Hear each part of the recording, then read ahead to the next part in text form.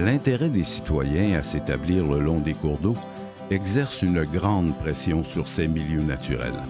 La trame verte et bleue métropolitaine vise à protéger, donner des accès et mettre en valeur les principales rivières du territoire métropolitain afin de préserver ses ressources pour le bien de la collectivité.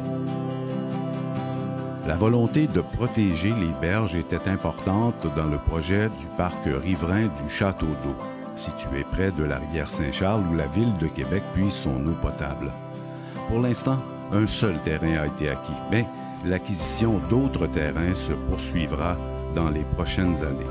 Les sentiers y sont depuis longtemps fréquentés par des gens du coin et une boucle de quelques 1500 mètres, incluant 2 accès au territoire autochtone ainsi que 2 belvédères, s'y ajoutera sous peu. Le parc naturel de la rivière du Berger, à ne pas confondre avec le parc de Duberger, est situé dans une zone très urbanisée, en bordure de l'autoroute Robert-Bourassa, dans le secteur Le Bourgneuf.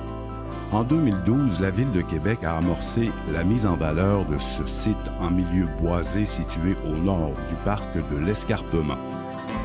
Les interventions effectuées dans le cadre de la trame verte et bleue métropolitaine visaient à favoriser l'appropriation du secteur par l'aménagement de sentiers et d'espaces verts, de liens cyclables et d'une passerelle cyclo-piétonne.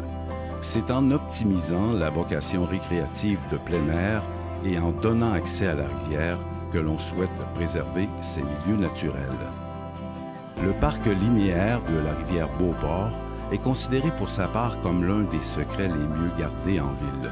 Toutefois, il ne devrait pas le demeurer longtemps, avec les efforts qui sont investis pour mettre en valeur l'une des plus belles rivières de la région, notamment avec sa cascade de 10 mètres près du parc Armand-Grenier.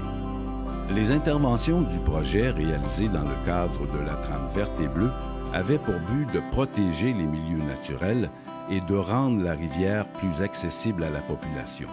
Elles ont contribué à mettre en valeur le corridor riverain sur une distance de plus de 12 km par la construction d'une passerelle, d'escaliers et de belvédères, l'aménagement de sentiers ainsi que la renaturalisation de sentiers informels. En 2021, 2 nouvelles passerelles s'ajouteront dans le secteur compris entre les rues de Brockville et Seigneurial, afin de favoriser les déplacements actifs. Le parc est accessible par 2 pistes cyclables, celle qui mène à la chute Montmorency le long du fleuve et celle qui longe l'avenue Saint-David au nord.